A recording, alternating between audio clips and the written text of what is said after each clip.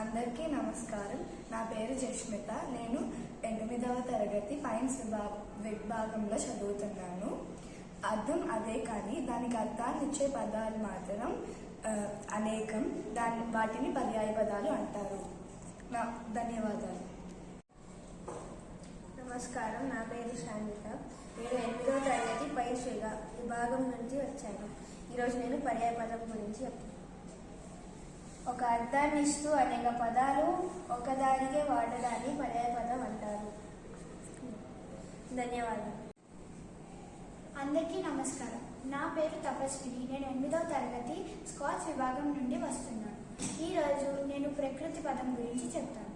అందరికీ నమస్కారం. నా పేరు సిద్ధార్థ్. నేను 8వ తరగతి సైన్స్ విభాగం నుంచి వచ్చాను. ఈరోజు నేను వికృతి అనగా ఏంటో చెప్పబోతున్నాను.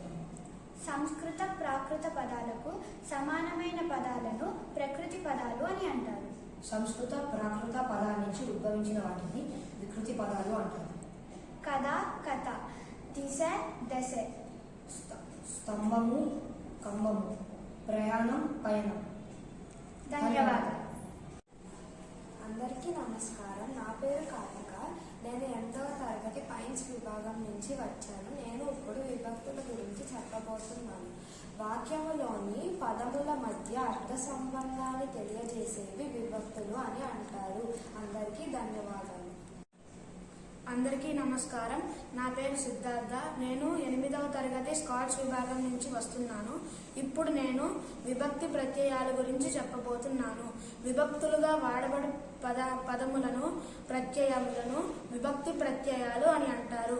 విభక్తులు 7 రకాలు. ధన్యవాదాలు. అందరికీ నమస్కారం. నా పేరు నూరుద్దీన్. అందరికీ నమస్కారం. నా పేరు కుషాల్.